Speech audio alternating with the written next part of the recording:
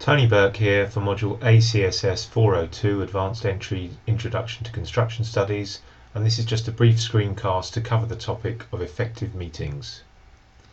Most of us have fairly negative feelings about meetings. We tend to think of them as being fairly boring events which we get very little out of, which few decisions are made in, and we often find ourselves sitting in meetings and wondering what we're actually doing there. But there are some very good reasons for holding meetings. Firstly, they are an excellent way of ensuring that negotiations are successfully carried out by bringing a group of people together face to face, and they can be far superior to alternative approaches to negotiation. They can also be an excellent means of conveying information, again by bringing people together at one time and in the same place, and simply ensuring that relevant information is conveyed to the right people. Meetings can be very successful means of problem solving because by bouncing ideas off one another, the creativity of a team can be exploited within a meeting situation.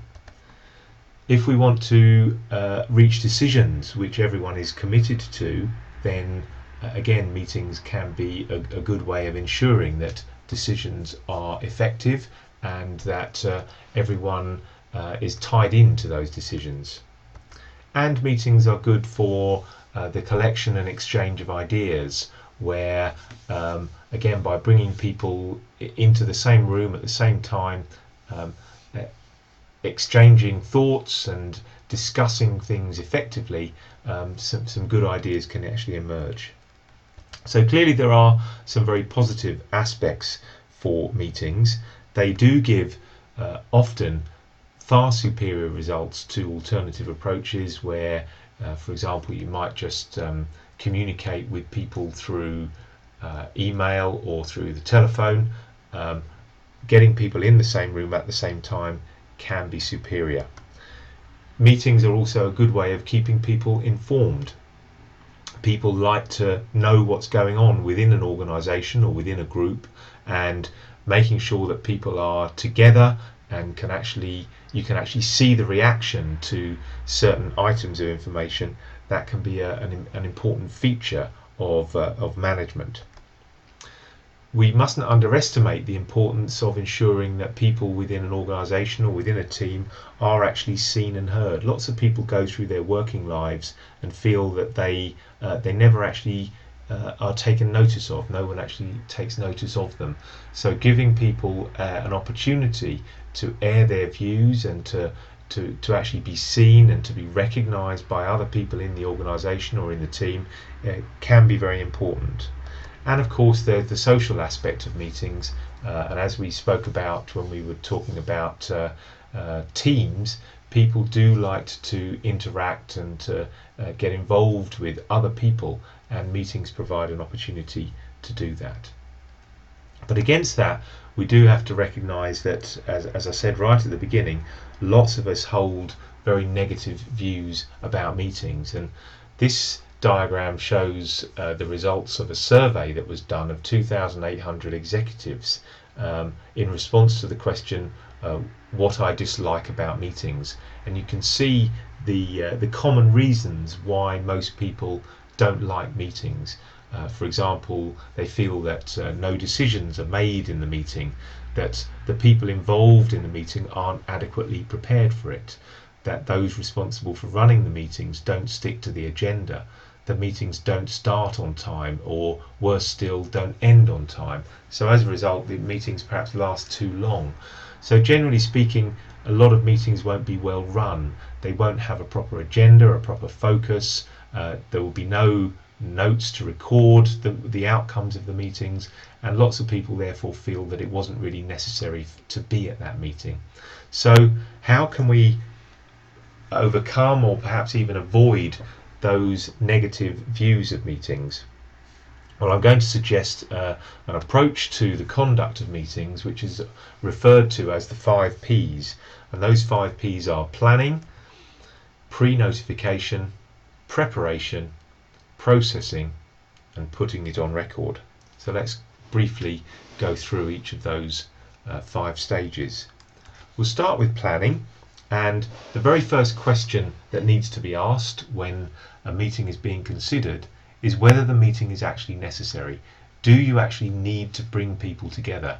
It may be perfectly possible to achieve what you want to achieve through telephone calls or through simple correspondence. So we shouldn't waste people's time. Often people have to travel long distances. Sometimes it takes a lot of time, a lot of expense to get to a meeting. Is it really necessary to hold the meeting? But assuming it is necessary, what are we actually trying to achieve through the meeting? What are our objectives?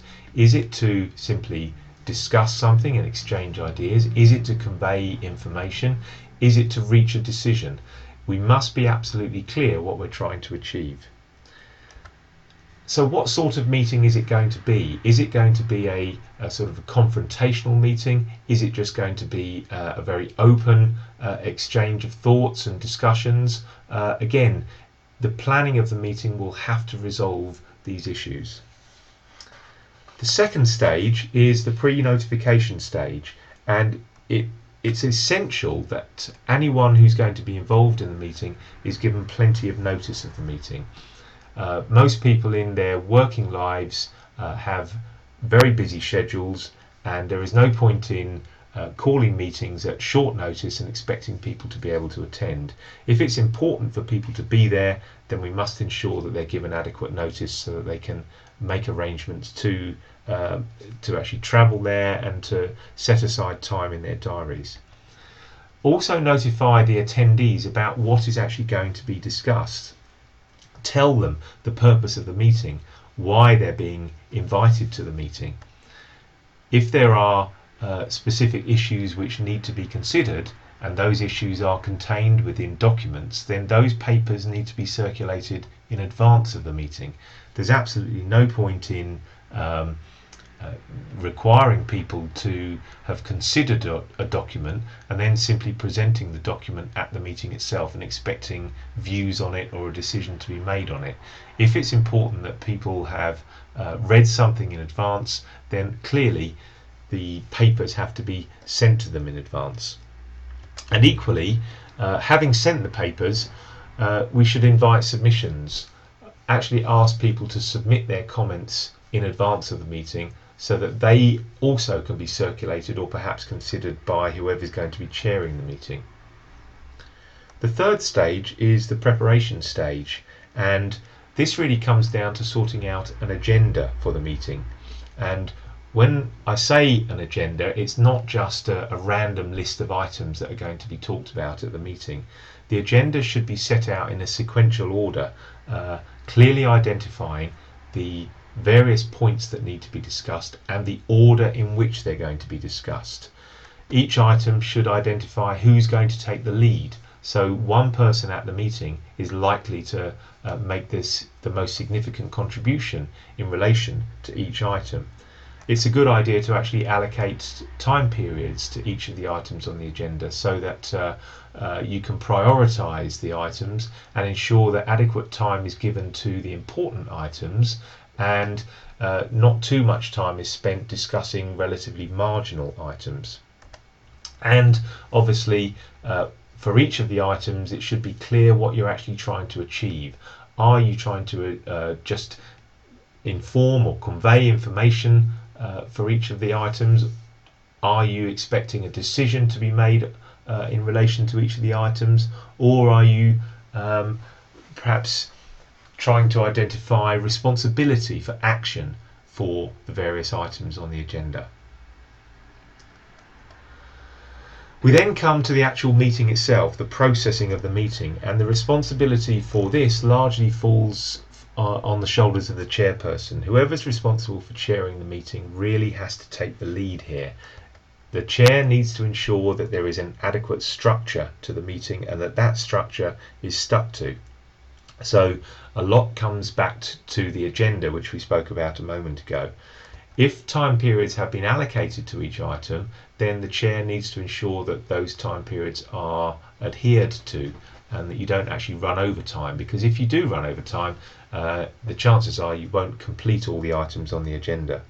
And it's really down to the chair to ensure that the meeting is controlled, that one person, for example, doesn't dominate proceedings. Often people who are very outgoing will have a lot of opinions, and they can dominate the proceedings of the meetings. It's really down to the chair to ensure that everyone is encouraged to contribute, and the chair might have to elicit the views of other people at the meeting to draw out people's views, even though they may not be outwardly willing to submit those views. And the final stage is the stage of putting it on record. And at intervals throughout the meeting, it falls to the chair to summarise the decisions that have been reached, or the outcomes, and those outcomes need to be formally recorded. And the document which we use to record the outcomes of the meeting are referred to as the minutes of the meeting. And someone at the meeting should have the responsibility for taking formal minutes. Sometimes there will be a secretary present whose sole job is simply to record the outcomes, but sometimes, unfortunately, it does have to be one of the attendees at the meeting who takes responsibility for taking minutes. But those minutes should record the decisions that are made, the action that is necessary as a result of those decisions, the persons who are responsible for implementing those actions, and the dates by which the actions have to be implemented. So it really is important that a formal record is produced.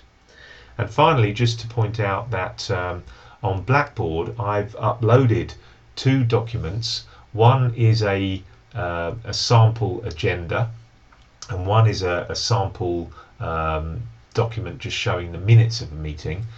Both of the documents are in Microsoft Word format, and you're very welcome to download those documents and adapt them for your own meetings if you want to, or you can just have a look at them and use them as a basis for preparing your own agenda and minutes documents, but feel free to use them as you see fit. Thanks for listening. That's it for this screencast.